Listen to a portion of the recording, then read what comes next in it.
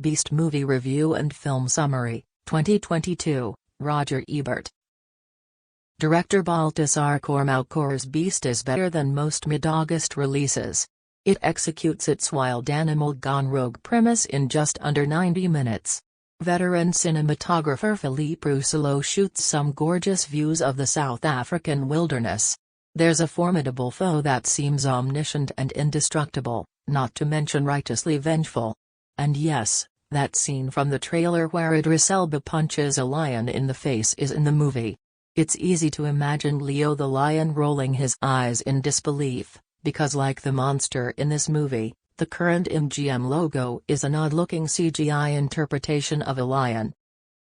Speaking of logos, this is yet another movie that would have benefited from having the grungy old Universal logo from the 1970s appear at the beginning. It used to let viewers know they were in for some fun, cheesy mayhem. Beast has plenty of that. The murderous lion can take out an entire group of men with AR-15s while finding time to jump on top of cars and reach into windows to swat at human prey. The screenplay by Ryan Engle doesn't give the big cat a name, so let's call him Rory.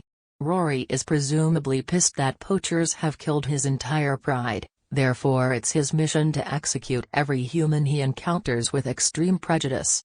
It's the law of the jungle, says Martin Battles, Charlton Copley / about how violently lions react when their pride is threatened. Beast. Around here is South Africa, where the ex-wife of Dr. Nate Samuels, Idris Elba / grew up with Martin. He introduced the two, and their union produced two daughters, Nora, Leah Jeffries / and their eldest, Meredith, Iana Halley / Like her mother, Meredith is a photographer. Tragically, Nate's ex died of cancer after their separation, causing an angry distance between Meredith and the father she feels deserted the family. Dr. Nate is taking his daughters to their mother's old stomping grounds in the bush, hoping to repair his relationship with them. Around here, says Nora when she learns there's no cell phone service nor Wi-Fi out in the middle of nowhere. Beast opens with the aforementioned poachers gunning down a pride of lions, followed by a brief glimpse of Rory exacting the first of many attacks. As the film progresses, we'll see his handiwork in more graphic detail, first on the body of an injured man who stops Martin's jeep seeking help. He calls Rory the devil. When Martin goes to a nearby village to seek help, he discovers the place littered with mutilated bodies. Lions don't do this, Martin tells Dr. Nate. Well, one lion does, and to prove his point, Rory traps the Samuels in their jeep after causing them to crash during the attack. Clearly, this lion has seen Cujo. From here, Beast is all about Dr. Nate protecting his daughters by any means necessary. The task is a little harder than one might expect, considering it felt at times that Nora and Meredith were secretly in cahoots with their predator. I mean, people do stupid things in horror movies all the time, just to get the audience to talk back to the screen, but this is excessive.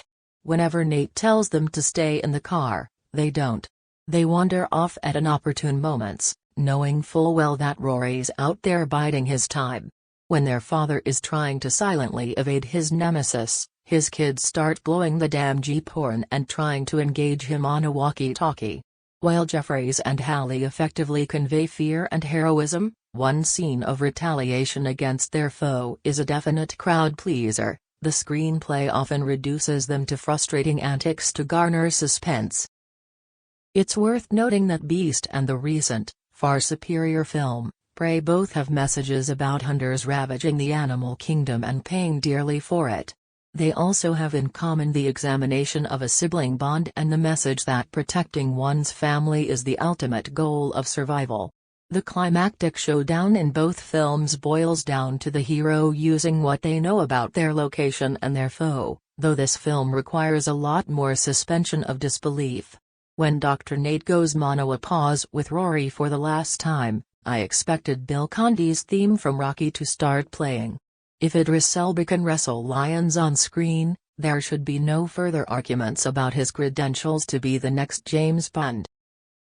This will play better with an audience of rowdy genre movie lovers, the kind that once populated the grindhouses of Times Square and small-town second-run theaters.